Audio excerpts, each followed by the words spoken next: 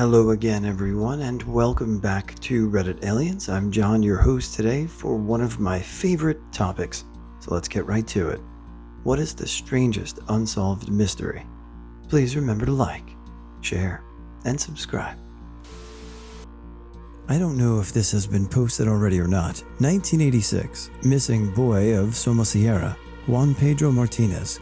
Kid's father is a truck driver. He's tasked with taking a semi carrying a tank full of sulfuric acid from Cartagena to Bilbao, and brings his wife and son to make it a little family trip. When they pass through the Somosierra mountain pass, the truck is reported as driving erratically. Then it crashes. The cabin is destroyed. Both parents are killed in the crash, but the kid apparently just effing vanishes off the face of the earth. The obvious explanation is he somehow survived the crash and wandered off, but the area was thoroughly searched and no trace of him was found. Some have theorized that the sulfuric acid dissolved his body. This wouldn't work either, because it would take longer than that to dissolve a body, and because it would have left traces. There are a few unexplained and unusual details as well. Andreas was apparently a decent driver and in good health, and there was nothing wrong with the truck. Why was he driving so badly, especially through mountains and steep cliffs, with his whole family on board? The truck's tachometer recorded a number of unexplained starts and stops that didn't match the traffic patterns. What's that about? There were traces of cocaine found, not in the cabin, but inside the tank with the sulfuric acid. Why? Unverified reports claim that two people arrived at the scene before emergency services and removed a small package from the cabin. Is this true, and if so, who were they, and what were they doing? Almost a year later in 1987, a boy matching Juan Pedro's description was reported in Madrid. He was accompanying an elderly woman, and they were asking about the location of the U.S. Embassy. Was this Juan Pedro? And if so, who was he with, and why? To me, the disappearance of an extra from Scarface. Tammy Lynn Leppard went missing, and after a few days of shooting a scene for the film, I think she was the girl Manny flirts with before he shoots up in the motel to save Tony. But apparently, she was behaving really erratically at home. She left her mother's house on the morning of July 6, '83, likely to keep shooting, and was never seen again. She was 18 when she disappeared. I remember seeing a video about a woman that after getting divorced started getting stalked and assaulted in her own house. Every time police would arrive, no one that her was at the house. Sometimes she would appear with bruises. Once she appeared with a screwdriver through the hand. This happened so many times that the police started ignoring her calls, and after the investigation on her husband and on the case left no suspects. 3 months later, she disappeared, just to reappear next to a highway in the middle of the desert, miles away from her house, with her hands tied, dead. Autopsy later confirmed she was beaten to death. Creepy as shit, I know. On December 4, 1872, a British-American ship called the Mary Celeste was found empty and drifting in the Atlantic. It was found to be seaworthy and with its cargo intact, except for a lifeboat, which it appeared had been boarded in an orderly fashion. No one knows what happened to the crew or why they left the ship. I have heard of the Mary Celeste, and I find it fascinating. What do you guys think happened in that case? The 169th victim of the Oklahoma City bombing. They found an additional leg in the rubble. DNA tests showed it belonged to another victim who had already been buried but with the wrong leg. The wrong leg had already been embalmed, so they could not get DNA at the time. So who did the leg belong to? All the other legs had been accounted for in other victims. They found no other body parts, and nobody else had been reported missing. It was only until 2015 they could get DNA from the leg, but it's still classified as a John Doe. A few conspiracy theories had pop up, like maybe a second bomber that got caught in the blast, but it's still unknown. What happened to Ireland's most beloved racehorse, Shergar? It's widely believed that the IRA kidnapped him for ransom and ended up shooting him to death as he got too much to deal with. However, even long after ending the campaign, the IRA has been admitting to the kidnappings and killings of several people, especially in retaliation or relation to the disappeared, but haven't mentioned Shergar once. Surely they would have come out and claimed responsibility by now if they were behind it. Houston, Texas, Lover's Lane murders. During the summer of 1990, 22-year-old Cheryl Henry met a 21-year-old Andy Atkinson through friends at Yucatan Liquor. Andy was home for the summer from Stephen F. Austin State University, and the two started dating. On August 22, 1990, the two, who had been dating for now around 2 weeks, had planned a double date with Cheryl's younger sister Shane. Each couple went their separate ways to continue the night. Shane said she kissed her sister goodnight and told her I love you around 11:30 p.m. It was what they always did. But when Shane woke up in the morning, Cheryl still wasn't home. And over at Andy's house, he also hadn't returned home. Both families contacted the police. A search was conducted for the couple and for the car they were in, Andy's white Honda Civic. In the early evening of August 23rd, Houston police located Andy's car after a guard who was doing a sweep of an industrial area called it in. It was parked in an isolated cul-de-sac on Enclave Road, an area often used as a lover's lane. When police approached the car, it was clear something awful had happened. The windows were rolled down, the key was still in the ignition, the seats were laid back, and a cassette was in the dash. On the floorboard of the passenger side was a woman's shoes and purse, but most chillingly, there were fresh signs of blood in the car. Just before midnight, the dogs led police to an area roughly 200 yards from Andy's car. A golf club and 3 golf balls seemed to have been purposefully placed, pointing to pieces of a rotting cedar fence on the ground. Police looked under the pieces of fence and found the body of Cheryl. She was face down. Her clothes had been cut off and tossed near her remains. Her hands were bound behind her back with her hemp rope. She had been sexually assaulted, and her throat was slashed with 3 gashes. Near her body was also a $20 bill. The search continued for Andy. The next morning, about 100 yards from Cheryl's body in the tree line, authorities discovered Andy's body. He was fully clothed, with his back against the tree and his hands bound. Like Cheryl's, and like Cheryl, his throat had been slashed. But the slash was so deep, he was nearly decapitated. His watch and money were still on his person, ruling out the possibility of robbery as the primary motive. After 32 years, this mystery is still unsolved. Asha Degree lived in my town. In 2000, she walked out of her home willingly at age 9 in the middle of the night on Valentine's Day during a massive storm. She was sighted multiple times walking down an extremely rural and desolate highway by herself in the pouring rain, and then was never seen again.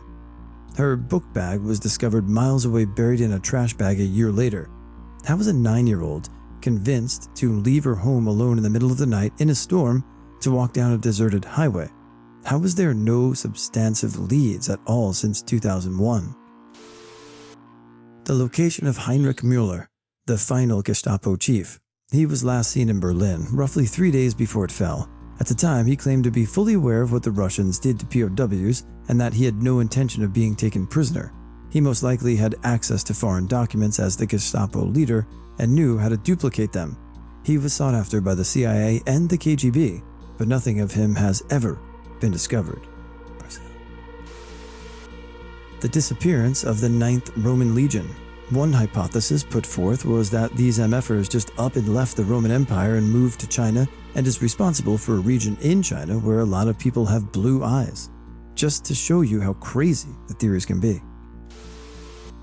Tim Molnar sends chills down my spine. Young kid from Florida, family-oriented and in college, all the good stuff. One day in 1984, instead of taking his usual route to school, he decides to drive 50 miles in the opposite direction.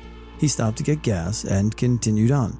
4 months after he had disappeared, his folks received a letter from an auto impound company in Atlanta, Georgia, which said that he had left his car in a parking lot 6 days after he had initially vanished. They also discovered that he had pretty much emptied his bank account just before he left. On January 31st, 1996, a show about unsolved mysteries aired, and Tim Molnar was on it. A guy named Stephen Cull, who had seen it, called and told him that he recognized Tim's clothes as the ones he had found on a body frozen in an ice block in Neosho, Wisconsin 10 years earlier. Through DNA testing, the body was confirmed to be Tim's. So tell me, how does this 24-year-old kid, who was incredibly close with his family, end up 1,300 miles away from his home, frozen in a block of ice in Bum F, Wisconsin? I hadn't heard of this one before, so I'll be checking out that podcast that you mentioned, so thanks for sharing. What do you guys think happened? How did somebody end up in a block of ice over 1,000 miles away from where he was last seen? Dardeen Family Murders, NSFL. A heavily pregnant mother and her son were found tied to the bed in the trailer home. They were beaten to death with a baseball bat. The son was gifted for Christmas. The beating was so severe that the mom's corpse went into labor, and the assailant then turned the bat onto the newborn, bashing it to death. Whoa. Suspicion fell immediately on the father, but half a day later, his body was found discarded in a field. His penis had been severed, and he was shot in the head. His blood-stained car was found abandoned at a police station. Nothing was stolen. No sexual assaults on the mother. No forced entry besides Tommy Lynn Sells, who had been ruled out.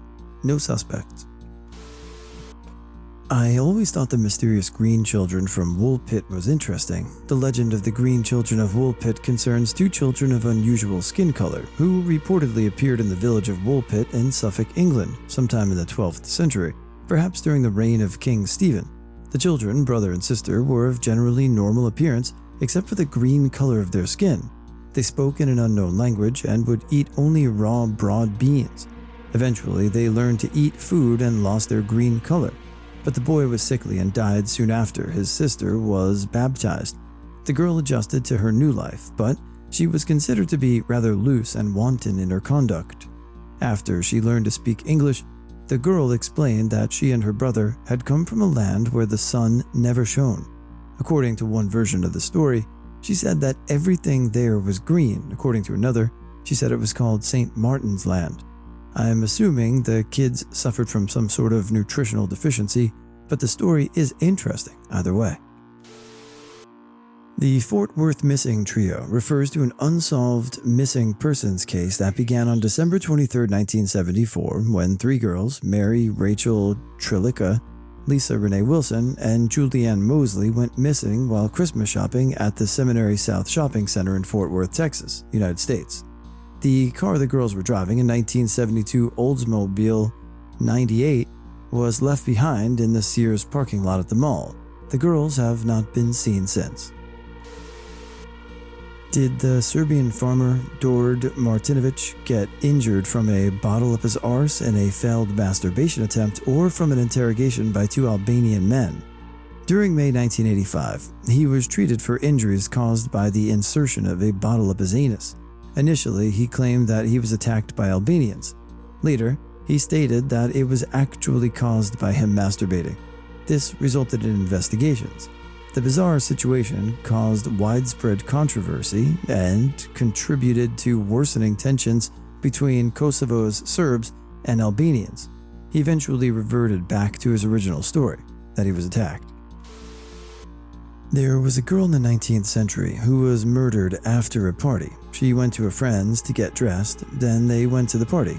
It was on a particular holiday I don't remember. She met a man named Thornton and the party and left with him.